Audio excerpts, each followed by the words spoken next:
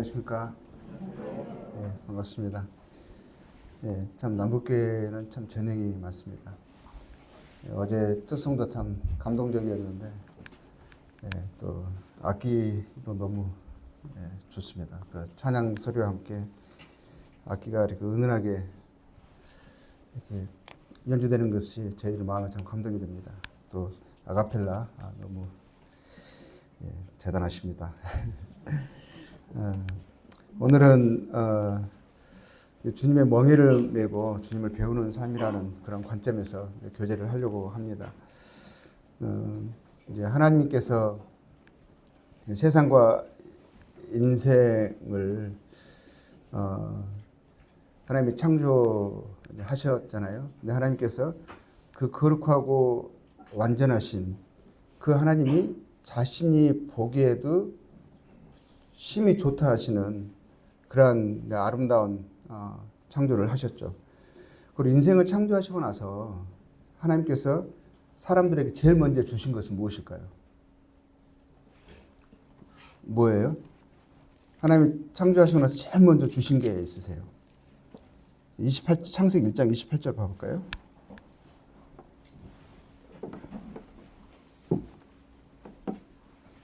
보면 이제 하나님이 세상을 창조하시고 또 사람을 자신의 형상을 따라 창조하셨어요.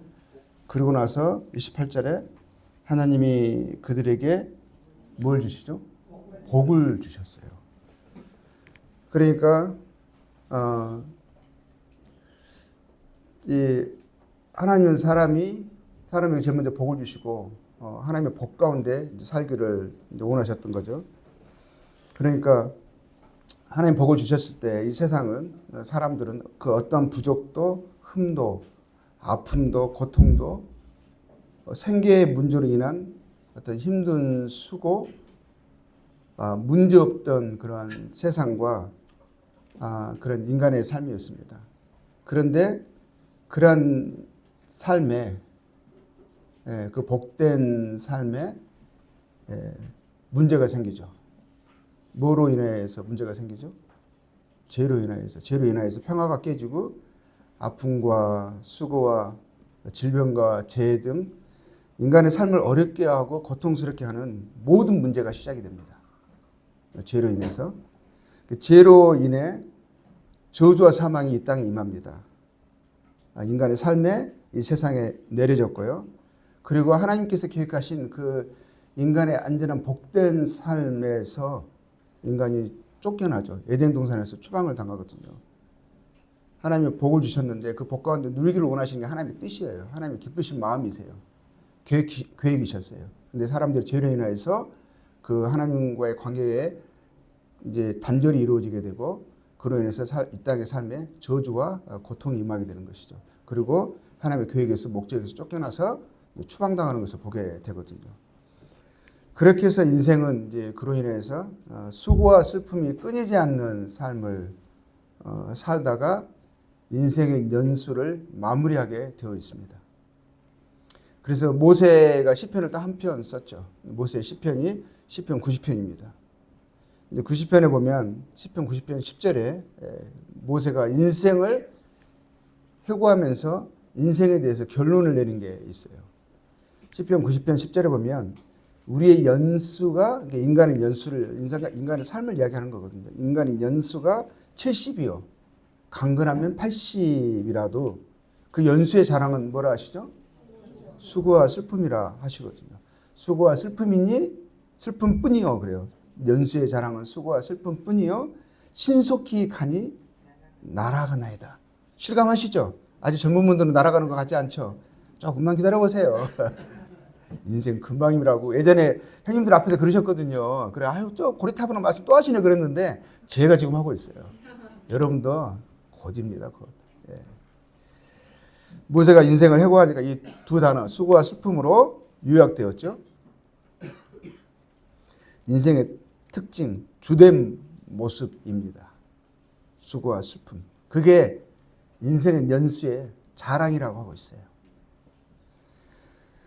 우리는 이제 그런 삶에서요, 수고와 슬픔의 삶에서 인내하고 버티고 극복하고 끝까지 이 삶을 살아내야 합니다. 수고와 슬픔이 없는 삶을 기대하고 꿈꾸는 것은요, 허황돼요. 그 꿈은 이루어질 수 없어요. 죄송합니다만 그렇습니다. 모세가 하나님의 사람이 또 하나님의 말씀이 인생을 그렇게 정의합니다. 죄로 인하여서 이 땅에 저주가 임했고 인생은 수고와 슬픔으로 이 세상을 살고 그렇게 신속히 날아가고 그렇게 마무리되도록 되어 있습니다. 지식이 많아지면 돈이 많으면 권력을 더 많이 가지면 사람들이 생각하는 것은 수고와 슬픔을 사라질 것이다. 최소화시킬 것이다. 라고 생각하면서 그것을 쫓아 살아갑니다. 근데 이거는 착각이에요. 오히려 그것을 얻기 위해서도요. 지식을 얻기 위해서, 부를 얻기 위해서, 권력을 얻기 위해서 뭐가 필요하죠? 수고가 필요해요. 수고와 슬픔이 있습니다. 거저 주어지지 않습니다. 그리고요. 그것을 얻는다고 해서 수고와 슬픔이 사라지는 것도 경감되는 것도 아닙니다. 오히려요. 더 굳건하고 복잡한 수고와 슬픔이 기다리고 있습니다. 인생을 사는 동안 피할 수 없는 것이 수고와 슬픔이죠. 어르신들은 잘 아실 거예요. 인생의 경험입니다. 그렇게 정해져 있습니다. 이 땅의 삶은 죄와 사망으로 저주를 받은 세상입니다. 그러면 우리 성도의 삶은 어떻겠어요? 죄로 인해 세상을 저주하신 창조주, 심판주 하나님이 이 땅에요.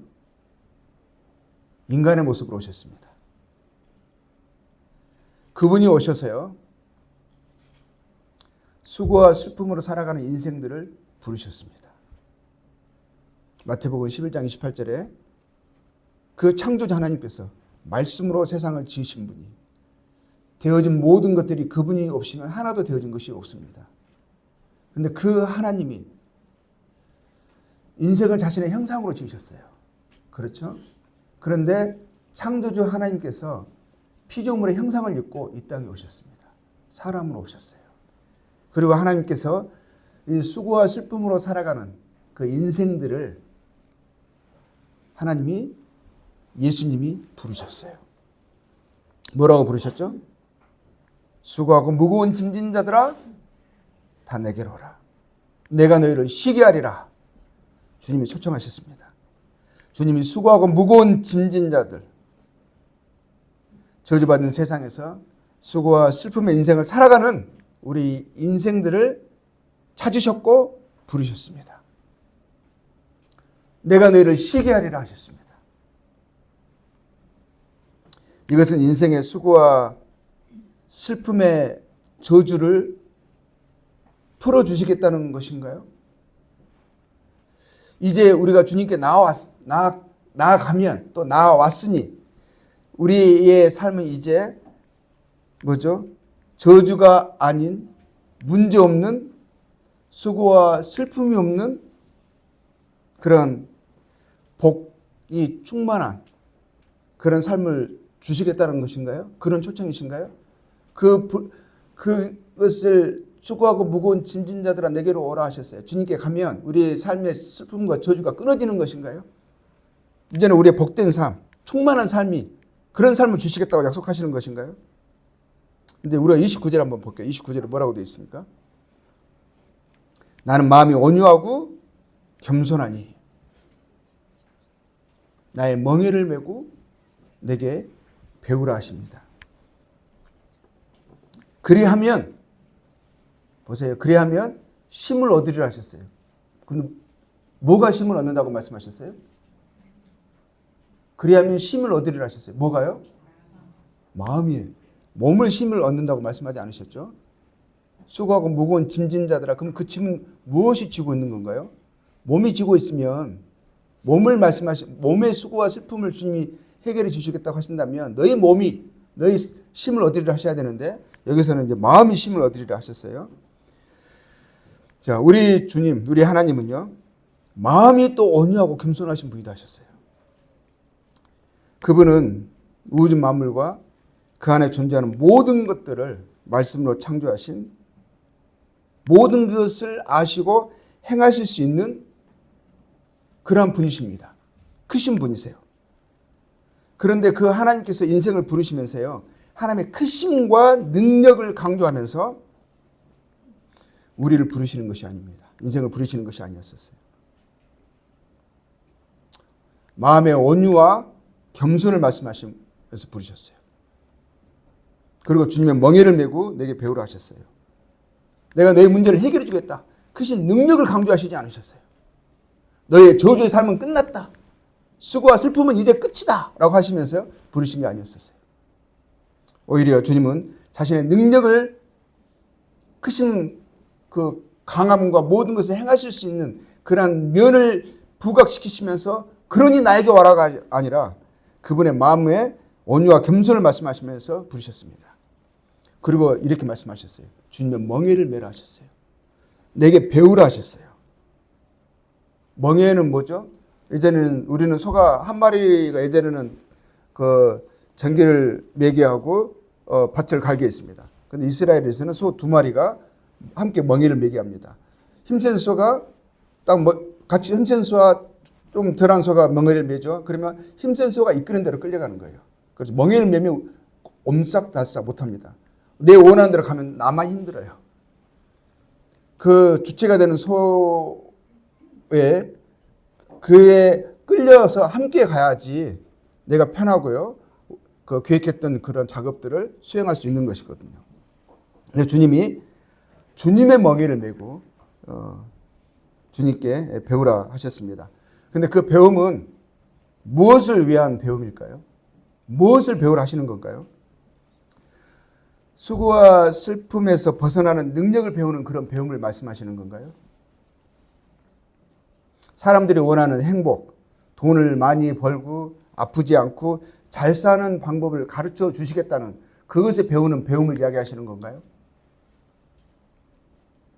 우리가 알죠. 그거는 아닌 것 같아요. 그것은 주님의 마음, 성품, 그의 온유와 겸손을 배우라는 것입니다. 우리의 마음이 주님의 그 마음의 온유와 겸손을 배우라 하시는 배움이에요. 나는 마음이 온유하고 겸손하니 나의 멍에를 메고 내게 배우라는 것은 우리가요 주님의 온유와 겸손을 우리가 배워야 돼요. 그것을 주님은 우리에게 가르쳐 주시기를 원하시는 거예요. 그걸 배우려면 주님의 멍에를 메야 됩니다. 주님께 그것을 주님의 성품을 주님의 온유와 겸손을 주의 어떠하심들을 우리가 배워야 돼요. 그것을 배워야 주님이 우리에게 주시기를 원하시는 그 복을 얻을 수가 있습니다. 그 복이 뭡니까? 너의 마음이 쉼을 얻으리라. 여기서 우리가 말씀하신 대로 몸이 아닌 마음의 쉼을 이야기하고 있죠. 몸은 그것은요. 우리가 주님께 왔어도 주님 안에 살고 있어도요. 몸은 여전히 수고하고 아프고 힘들 수 있다는 거예요. 그것을 약속하지 않으셨어요. 오히려 그것을 감당하고 이기는 어떠한 상황에도 평안하고 기쁘고 행복한 마음의 쉼을 얻게 된다 말씀하셨어요. 상황을 이기는, 극복하는 어떠한 상황 속에서도 그 마음이 좌절되지 않는 오히려 마음의 평안을 지키는 그 수고와 슬픔의 세상을 살아가게 하는 그 능력의 그 참된 쉼, 평안을 주님이 약속하셨어요. 이 땅의 저주를 걷어가지 않으시는 거예요. 이 땅의 삶은 수고와 슬픔이에요. 주님 오실 때까지, 우리가 이 몸을 벗을 때까지. 근데 그것을 기대한다? 그러면 허황되다는 거예요. 실망하실 거예요. 좌절하실 거예요. 주님은 이러한 초대로 사람을 부르셨죠. 수고하고 무거운 짐진 자들아 다 내게로 오라. 내가 너희를 쉬게 하리라. 이러한 초대로 부르셨어요. 그 초대에 응해서 주님께 나온 사람들. 주님의 온유와 겸손을 그것을 그 초청으로 주님께 나와서 그 온유와 겸손을 주의 멍에를 메고 배우는 사람들. 주님께 배우죠. 주님의 제자들이 주님과 함께 하면서 뭘 배웠겠습니까? 주님의 성품을 배웠어요. 주의 누구심을 주님이 누구이신가? 어떠하신 분이신가? 그걸 배우신 거죠. 그리고 주님이 떠나실 때도요. 초대에 응해서 주님과 함께 했던 사람들이 이제 떠나시는 마지막 떠나기 바로 전이에요. 바로 떠나는 메시지가 무슨 내용인 줄 아세요? 이거 다 아시죠? 마지막에 이렇게 말씀하셨어요. 곧 떠나시거든요. 그날 밤에 붙잡히시고 다음날 십자가에 지시는 거거든요. 요한복음 16장 33절에 뭐라고 말씀하셨습니까? 이것은 너희에게 이르는 것은 너희로 내 안에서 평안을 누리게 하려 함이라. 내 안에서 평안을 누리게 하려 함이라. 너희 마음이 힘을 얻으리라. 내 안에서 평안을 누리게 하려 함이라 하셨고요. 뭐라고 말씀하셨어요? 세상에서는 너희가 환난을 당하라. 담대하라. 내가 세상을 이기었노라. 환난을 없애겠다고 말씀하지 않으셨어요. 환난이 있을 것을 오히려 전제하셨어요. 환난이 있겠지만 너의 마음은 평안하리라. 담대하라 하셨어요. 내가 세상을 이기었노라 하셨습니다. 우리는 어디에 무엇을 하든 우리 삶의 수고와 슬픔을 결코 피할 수가 없습니다. 나를 위한 삶을 살든 주님을 위한 삶을 살든 이 인생의 육체의 삶에는요. 이 몸에는 수고와 슬픔이 아픔과 문제가 늘상 있습니다. 끊이지 않습니다. 자유롭지 않습니다. 오늘 평안하다고 내일을 장담할 수 있습니까? 오늘 문제가 너무 커서 도무지 감당할 수 없을 것 같고 넘을 수 없을 것 같아도요. 인생은 흘러가고 문제는 지나갑니다. 그러나 지나갔다고 생각했는데 또 다른 것을 만나는 것이 인생이에요. 죽을 때까지 연속이고 반복입니다. 주님을 섬기는 삶을 산다고요? 또한 수고와 슬픔을 피할 수 있는 것도 아니에요. 주님을 믿으면 모든 것이 형통하리라. 행복하리라. 그런 날조된 거짓말에 우리는 속지 않습니다.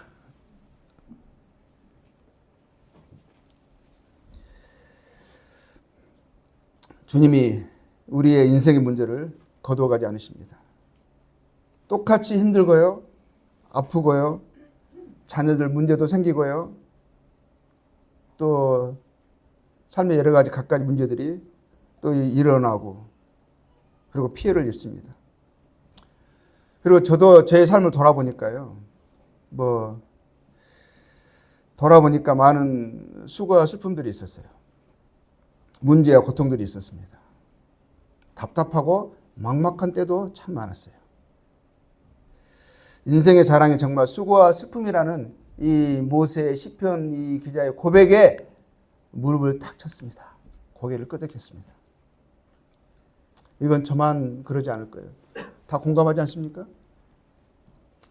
저는 어제 이렇게 이틀 동안 이제 말씀드린 대로 선교사로 오랫동안 살았습니다.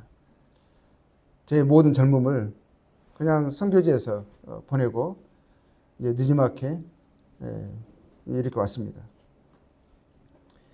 몽골 선교사를 살 때요. 아는 사람 아무도 없는 그런 곳에서 애국인은 저희들 뿐이었습니다.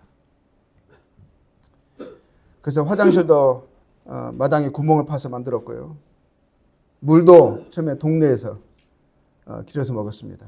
겨울에 물을 길러 오잖아요. 길 가져오면 한 5분, 10분 그 썰매로 이제 그 물을 가져오거든. 동네에서 물 길어가지고 우물이 하나 있어요.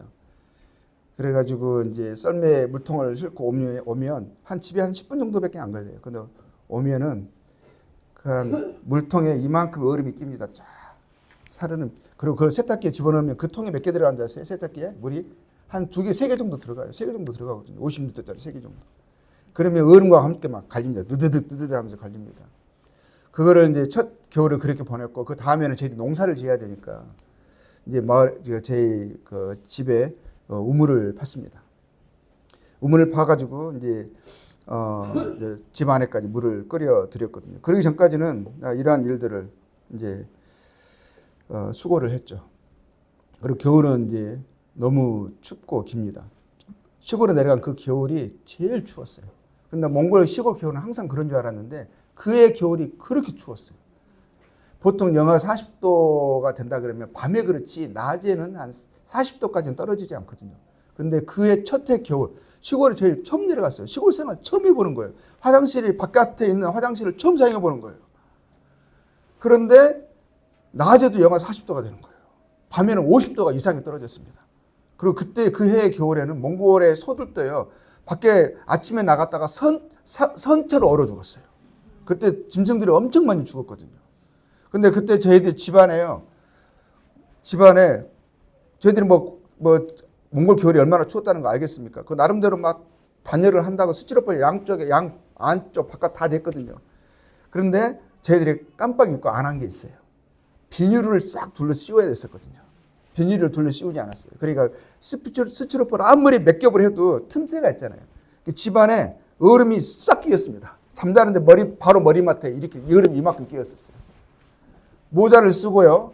양발을 2개, 3개 옷을 입고요. 그렇게 잠을 잤어요. 겨울에. 그해 또 겨울은 밤에 12시부터 아침 8시까지 6시인가 7시 전기가 안 들어와요. 왜냐하면 이 마을이 도둑전기를 많이 써가지고 그 옆에 마을이 박은호래라는 거기 좀 교회가 있는데 거기가 발전소가 있거든요. 전기를 끊어버렸어요. 밤에. 도둑전기 쓴다고. 그러니까 우리는 밤에 전기장판이라도 떼야 되는데 전기장판도 없이 이제 그때 아이 에스가 2살, 3살이었거든요. 예, 근데 오히려 선교사로 갔고 주 복음을 위해서 갔는데 그의 겨울은 더 춥고 더 힘들고 그랬어요. 그런데 우리가 생각하는 것은 항상 이런가 보다. 선교사 삶이 이런 거지 하면서 그렇게 막 마음이 힘들거나 그러지 않았어요. 그러니까 몸이 힘들었을 뿐이에요. 몸이 추웠을 뿐이에요. 그러니까 저희들도 몽골 사람들이 겪는 일상의 어려움들을 동일하게 겪었다는 거죠. 영하 한 30도가 넘는 그런 추위에 겨울에 가다가 차가 뒤집힌 적이 있어요. 그러면 죽는 거거든요. 창을 겨우 애쓰던 머리에서 피가 나오고 겨우 이제 차 밖으로 나오는 순간 딱 체감되는 거 있죠. 영하 30도가 넘어가는 거예요. 한 5분 되니까 애들이 추워서 벌벌 떨어요. 저희들이 그때 한 20분, 30분만 넘어가면 죽겠더라고요. 근데 죽는다 싶었어요.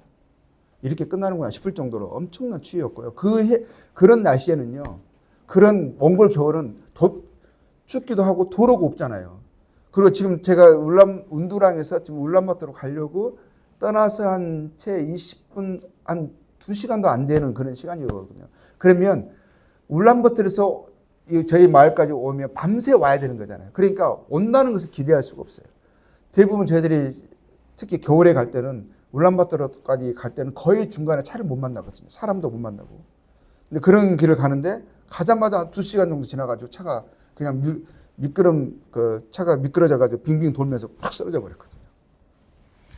그러니까 그 마음에 이렇게 우리가 그 전에 두려웠던 거예요. 가기 전에 막 2달 2주 3주 전에 막 기도하면서 막 마음에 항상 항상 그런 부분에서 민감해가지고 조심했던 그런 부분이거든요. 근데 그런 일이 딱 벌어진 거죠.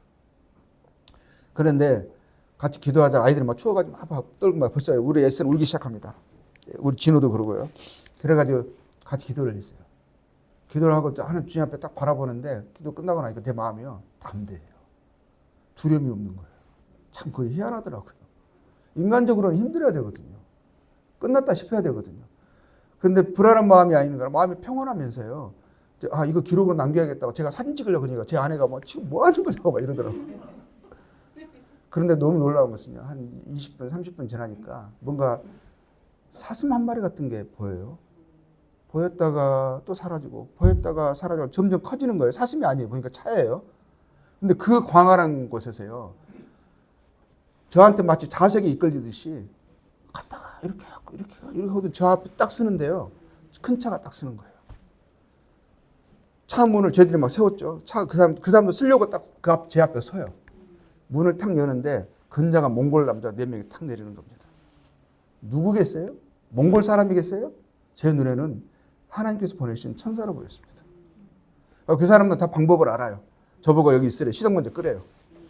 그러면서 차를 이렇게 연결하더라고요. 그럼 저보고 이쪽에 있으래요. 하고 내가 자기들이 하나 둘 셋 할 테니까 차를 같이 들어올리라는 거예요. 남자 5명이 차를 들어올렸습니다. 방법을 다 아는 거예요. 그리고 시동 걸리니까 시동이 걸려요. 그리고 유리창에 금이 가고 막 차 문이 찌그러지고 했는데 차문도 닫혀요. 틈새는 있는데 수건을 메우고 휴지로 메우고 해가지고 다 메우는데 차가 유리창이 깨지진 않았어요. 깨지면 힘들거든요. 그 차를 타고 제 8시간을 달려서 8시간 넘게 달려가지고 이제 울란바토르에 왔습니다. 근데 중간에 막 여러 번 위험이 있었거든요. 보니까 브레이크 얘기 빠졌더라고요. 그런지도 모르고 그때 도로 공사를 중간중간에 하고 있었거든요. 그러니까 비포장 길을 겨우 가다가 또 도로가 있으면 이제 있어가지고 올라왔어요. 도로 있으니까 이제 속도를 좀 내잖아요. 빨리 가려고. 가는데 보통 이제 도로 공사가 이제 끝나는 부분에서 큰 흙으로 둔덕을 쌓아놓거든요. 그러면 그걸 피해가지고 공사가 좀 끝났다는 거거든요. 그럼 내려와가지고 다시 비포장길로 가다가 또 공사한 중간에 있으면 또 올라타고 그러거든요. 그래 브레이크를 잡으려고 그러는데 브레이크가 안 잡히는 거예요. 근데 보통 보면 둔덕이 세워져 있으면 그 뒤에는 낭떠러지거든요. 그러니까 안 잡히는 거, 하는데 속도가 그래도 어느 정도 있잖아요. 한 40, 50 이렇게 있을 수 있는 거거든요. 안 잡히는 거예요. 하다가 차가 붕 쳤어요. 그러면 그냥 붕 치면 차가 꼬그라지거나 아니면 그 뒤에 넘어섰으면 낭떠러지거든요. 하는데 보니까 도로가 그 뒷부분에 약간 골짜기가 있고 그 뒤에 도로가 공사하고 있어요. 있었어요. 그것도 신기한 거예요. 그래 영화에서 보셨죠? 하더니 팡 뛰는데 제 차가 그냥 봉고차 뾰족한 거였거든요. 그러니까 넘어지기 쉬운 바퀴도 저희들이 시골길이니까 바퀴도 큰 거 달고요. 또 차체도 높였어요. 그러니까 차가 되게 이제 쉽게 넘어지는 그런 차거든요. 그런데 그 공중을 뛰었는데도 불구하고 차가 확 팡팡 하면서 안 넘어져요. 그렇게 살아서 왔습니다. 그런데 저희들이 차 문을 열을 때요. 밖으로 나올 때 저희들이 그런 어려움을 당했으니까 갑자기 날씨가 풀리고 이러지 않았어요. 똑같이 추웠어요. 그리고 저희는 몽골 시골은 도로가 없고 이정표가 없기 때문에 그때는 그랬었어요. 그러다 보니까는 저는 길을 많이 헤맸습니다. 그게 몽골 사람들 삶이에요. 근데 그 사람은 오히려 그들보다 저희들이 더 길을 헤맸죠. 저희는 길을 모르니까. 그리고 저기에서 지금 날씨는 이쪽은 너무 좋거든요. 저기에서 약간 먹구름이 끼어서 비가 오고 있어요. 그러면 그쪽에 가자니 이미 강이 돼 있어요. 중간에 가다가 여기는 맑은데 지나서 가는데 거기 이미 비가 오기 시작하더니 조금 더 가니까 강이 돼 버렸어요. 그러니까 그 강에 옴짝달싹 못하고 또 갇힌 적도 있어요. 별의별 일을 다 당했거든요. 왜냐면 처음에 시골을 갈 때는 강을 한 2개 정도 건넜거든요. 그 산도 건너고. 그리고 3, 4개월을 살 그런 모든 물건을 싣고 가잖아요. 어떨 때는 쌀까지 싣고 가거든요. 그러면 그거를 짐을 싸려면은요, 울란바토르 가 있는 한 2주 정도는 짐만 외교적 쇼핑 다니면서 물건 사는 거예요. 한 3달 정도 우리가 사용할 물건을 사는 거거든요. 제가 그때 꼭 하나 빠뜨리지 않는 게 있었습니다. 그때 제가 콜라를 좋아해가지고 콜라 한 박스 캔으로 된 거 꼭 사가지고 갔어요. 그러면 한 달 정도는 그 야금야금 말씀 전하고 나서 끝나고 와서 그 목을 축이는 그 맛에 상당히 저한테는 그 줄시였거든요. 콜라 한 박스 딱 넣고 또 계란도 한 두세 판 넣고 또 삽니다. 그리고 두부도 사요. 두부 사면 첫 1, 2주에는 된장국에 두부가 있는 된장국을 먹을 수가 있어요. 찌개를 먹을 수가 있어요. 이제 그렇게 했거든요. 그렇게 살았는데 보니까는 선교사라고 해서 또 주님을 섬긴다고 해서 몽골 사람들이 일반에 당하고 있는 그런 어려움들이 저희들에게는 일어나지 않는 것이 아니라 오히려 똑같은 어려움을 겪고 오히려 그 어려움들이 그들보다 더 어려움들이 이제 있었다라는 것을 이제 보게 되죠. 그런데 그러한 어떤 삶의 문제는 어떻게 보면 큰 것도 아니에요. 그거는 또 살다 보면 적응되더라고요. 그런가 보다 하고 또 인생이 살아가요. 근데 오히려 이제 그것과 비교할 수 없는 더 큰 문제들, 고통, 아픔, 그로 인한 수고와 슬픔이 정말 수도 없이 지나가는 게 인생입니다. 그러니까 그냥 나이 먹는 게 아니더라고요. 그냥 주름이 생긴 게 아니고요. 이 패이는 주름과 비어가는 이 머리는 세월과 인생의 세월에 인생의 수고와 슬픔이 남기고 한 흔적 상처일 거예요. 안 그렇습니까, 형님들? 그냥 나이 드시는 게 아니거든요. 그냥 주름 피우는 게 아니에요. 그만큼 인생에 그 많은 수고와 슬픔의 흔적이거든요. 그렇다고 물론 인생의 수고와 슬픔뿐이고 기쁨과 만족과 평안이 없었다고 말하는 것은 아니라는 것은 아실 거예요. 그러니까 우리가 또 오늘 슬픔이 있어도 또 감당하고 또 내일의 행복을 기대하면서 또 평안을 기대하면서 살아가는 것이 또 우리 인생이기도 합니다. 그런데 이러한 동일한 삶, 수고와 슬픔의 인생을 삶을 지나오면서 성도에게 주신 주님의 약속은 분명합니다. 주님을 구하고 찾고 주님과 함께하는 우리 성도의 심령에는 평안이 있습니다. 소망이 있습니다. 쉼이 있습니다.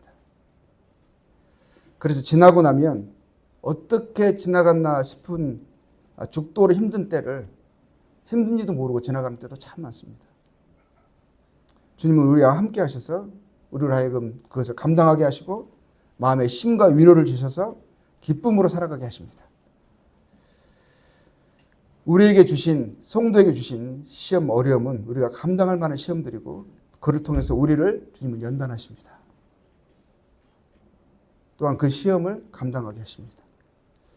그래서 고린도서 10장 13절 말씀 보면 사람이 감당할 시험밖에는 너에게 당한 것이 없나니 하셨습니다. 우리에게 닥치는 겪는 시험들은 주님이 우리가 그것을 감당할 수 있다 하시면서 우리에게 허락하시는 거예요. 오직 하나님은 미쁘사 너희가 감당하지 못할 시험당함을 허락하지 아니하시고 시험당할 즈음에 또한 피할 길을 내사 그 피할 길이 뭐겠습니까?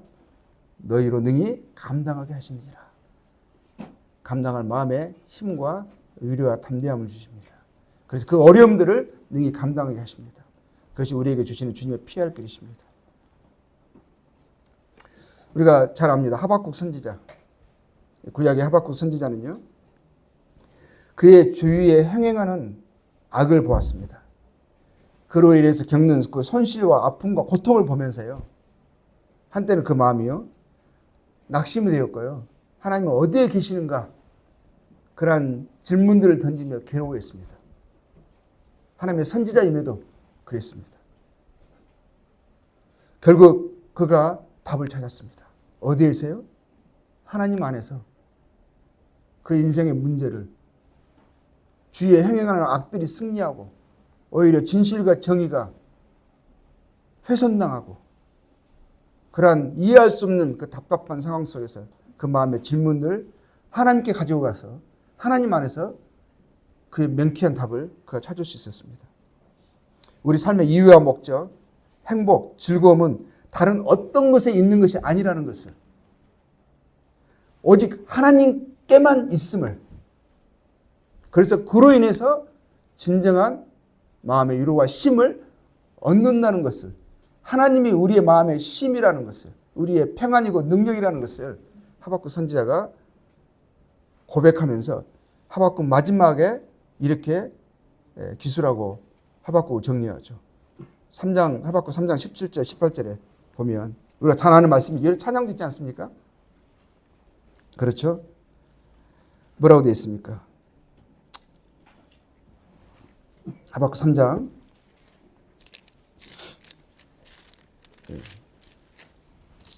구약성경 1306페이지입니다. 1306페이지 하박국 3장 17절에 이렇게 되어 있습니다. 비록 무화과 나무가 무성하지 못하며 포도나무에 열매가 없으며 감람나무에 소출이 없으며 밭에 먹을 것이 없으며 우리의 양이 없으며 요양간에 소가 없을지라도 최악이죠. 그럴지라도 뭐라 합니까? 나는 여호와로 말미암아 즐거워하며 나는 구원의 하나님으로 말미암아 기뻐하리라. 하나님으로 말미암아 기뻐한다고 되어 있습니다. 하나님으로 말미암아 즐거워한다고 되어 있습니다. 그런데 하나님으로 즐거워할 수 없는 그 마음, 기뻐할 수 없는데 이 모든 것이 다 있다 한들 그게 진정한 기쁨과 위로와 쉼이 되겠습니까? 우리의 많은 경우에 우리의 마음의 위로와 쉼은 무화과 나무가 무성해야 된다고 생각합니다. 영안간에 소가 있어야 된다고 생각합니다. 그것이 우리의 안정과 평안을 지켜준다고 말합니다. 그런데 그 마음이 하나님으로 인하여서 위로와 쉼을 얻지 못합니다. 그 마음은 평안하지 않는 심령이고요. 불쌍한 마음입니다. 아주 위험한 상태예요. 사도 바울도 주님 안에서 주님과 함께 주님의 뜻에 순종하는 삶을 사는데도 많은 어려움과 환난이 그에게 끊이지 않았습니다. 오히려 다른 사람들보다 더 집중적으로 지나치다 싶을 만큼의 많은 환난과 어려움을 그가 지났습니다. 그것만 보면은요, 마치 하나님이 그와 함께하지 않으시는 것 같습니다. 그를 오히려 미워하시는 것 같습니다. 오히려 하나님께서 그를 괴롭히려고요, 그냥 작정하시고 심지어는 죽이려고 하시는 것 같았어요.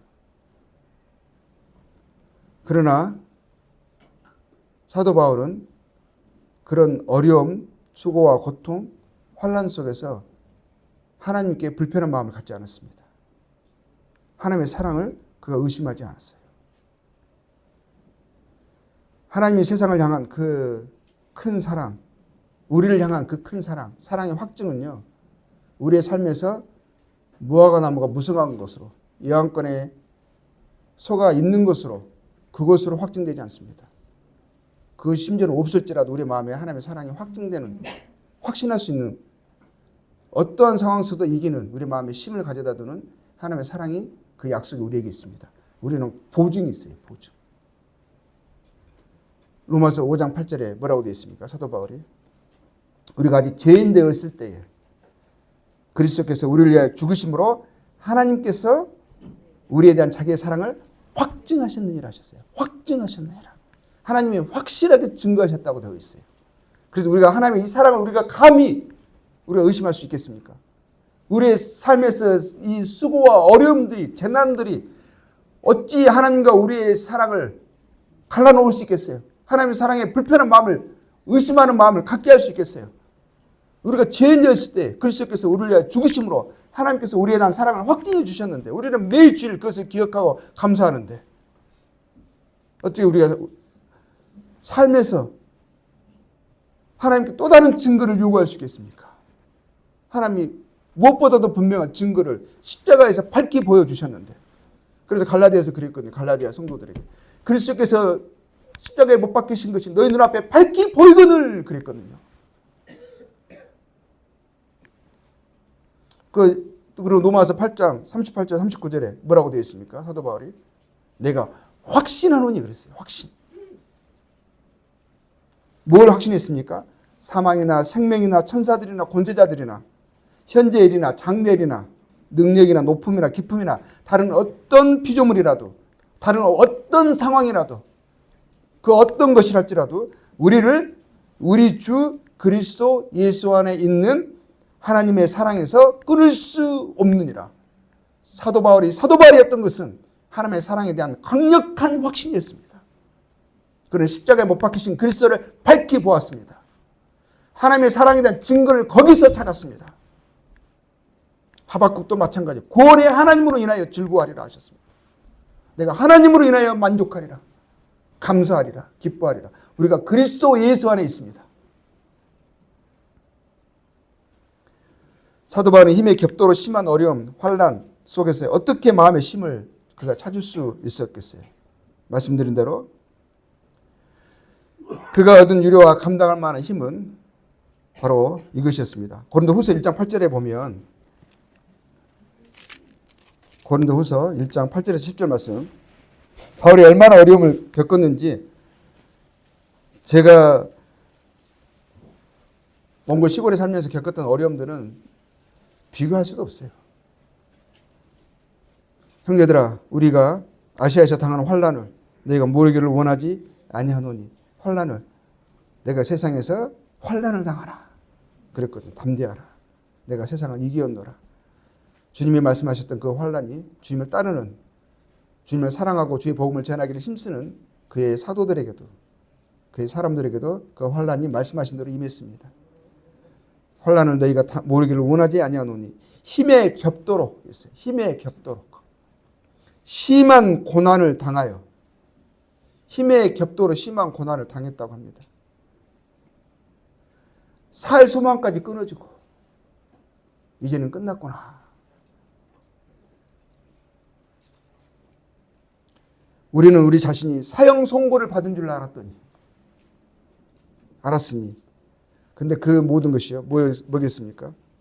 이는 우리로 자기를 의지하지 말고 오직 죽은 자를 다시 살리시는 하나님만 의지하게 하심이라.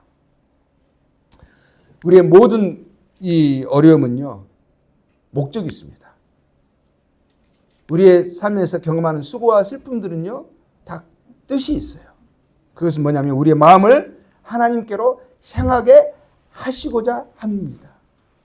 근데 그때 마음을 하나님께 향해서 하나님으로 위로를 받지 못하는 그 마음이라면 불평하고 짜증 부리고 내 힘으로 해결하려고 하잖아요. 하나님 없이 습관적으로 마음에 불평이, 입술에서 불평이 나오고요. 막 불안해하고 당황하게 하고 그러면은요 그 어려움은 정말 어려움인 거예요. 아무런 소망이 없는 어려움입니다. 그 어려움들이 나를 하나님께 가까이 가게 못합니다. 그러니까 오히려 오랜 동안 신앙생활을 살아도요 마음에 심은 평안을 찾을 수가 없어요. 그리스도의 온유와 겸손이 그 마음에 나타나지가 않습니다. 우리가 성장해 나아가려면 모든 순간에 우리 삶 속에서 어려움과 힘듦이 있을 때 그것이 우리로 하여금 우리의 마음이 주님께로 나아가게 가는데 그게 사용되어야만 그 어려움과 고난은 가치가 있어요. 어차피 당하는 어려움인데 어차피 당하는 마음의 염려인데 그것에 매어버리면 너무너무 손해잖아요. 억울하잖아요. 그거 우리가 주님께 갖고 나아가야 되죠. 우리가 주님께 묻는 게, 주님을 찾는 게 이 정신적인 습관이 돼야 돼요. 입에서 그냥 주님 하는 말이 나와야 돼요. 마음에서. 그게 기도거든요. 마음에서. 그때 주님을 의지해야 돼요. 조그마한 차에 접촉사고도 당하기보다 그 순간에 주님을 의지하는 거예요. 주님을 찾는 거예요.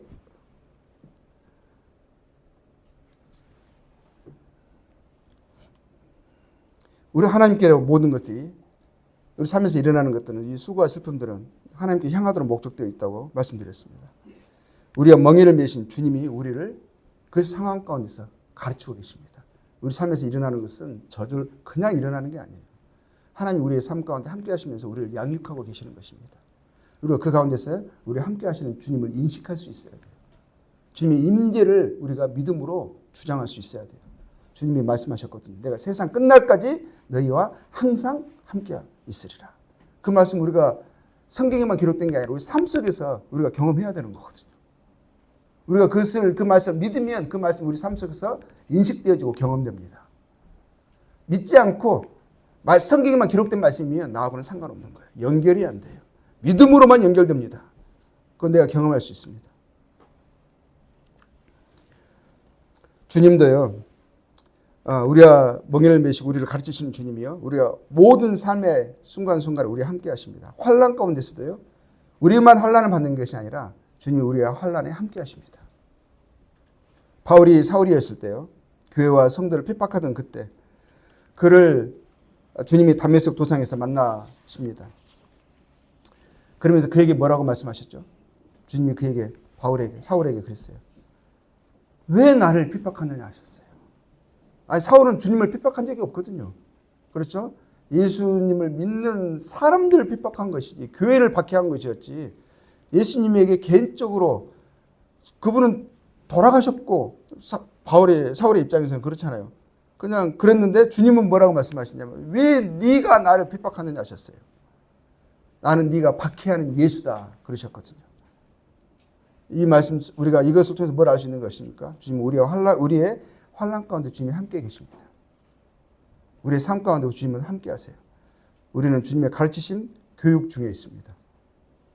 주님이 우리에게 주신 그 사랑, 그 소망, 약속을 기억하면서 주님만 바라보고 의지하게 하려 하심이십니다. 그러할 때 우리는 주님이 말씀하신 대로, 약속하신 대로 마음에 참신 위로를 얻습니다. 그리고 우리에게 주어진 그 길을 우리가 계속 갈 수 있습니다. 믿음의 경주를 우리가 계속 매진할 수 있다는 것입니다. 그리고 우리가 그를 통해서 받는 위로가 있습니다. 그 위로로서 주님이 또 우리에게 그 위로를 사용하셔서 다른 이들을 위로하게 하십니다. 위로자 되시는 하나님 안에서 우리가 위로를 얻고요. 마음의 쉼을 얻고요. 그리고 우리가 받은 그 위로로 세상에 하나님의 위로가 필요한 사람들에게, 수고하고 무거운 짐진 자들에게 하나님의 쉼, 위로가 흘러가기를 원하십니다. 그게 하나님이 우리의 삶 가운데 계획하시고 뜻하신 바이십니다. 우리가 그런 자가 되기를 소원합니다. 고린도후서 1장 바로 앞부분입니다. 3절, 4절 보면 찬송하리라도 했습니다. 그는 우리 주 예수 그리스도의 하나님이시요. 우리가 찬송하리라 이 9절을 3절에 보잖아요. 근데 그가 지금 어떤 상황 가운데 있는 줄 아시잖아요. 금방 우리가 읽었습니다. 8절, 9절 읽었어요. 근데 그가 주님께 왜 우리가 주님의 복음을 전하는데 우리의 삶에 이런 일이 일어나야 되는지 주님께 불평하고 원망하지 않습니다. 하나님을 찬송합니다. 하나님 우리에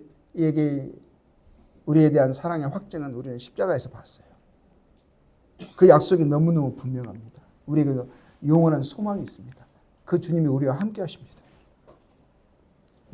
말씀은, 약속은 다 우리에게 있어요. 그것을 내가 믿고 그 말씀을 주장하면서 내가 삶 속에서 말씀을 경험하는 것은 별개죠. 안다고 내 것 된 게 아니에요. 많은 경우에 내가 알면 됐다라고 생각을 해요.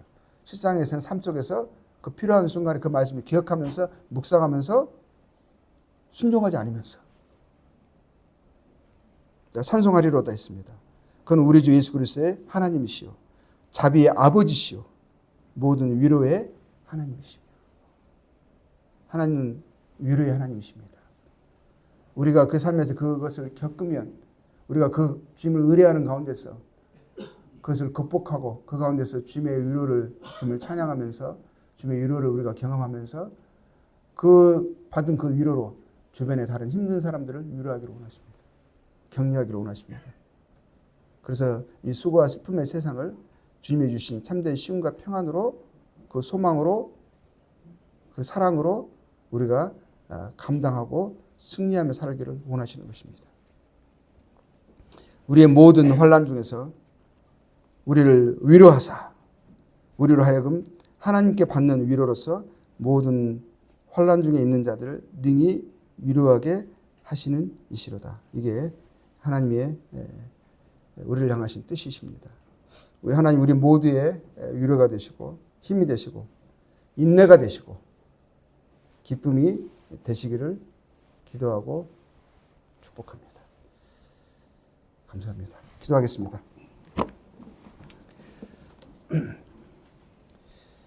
아버지 하나님,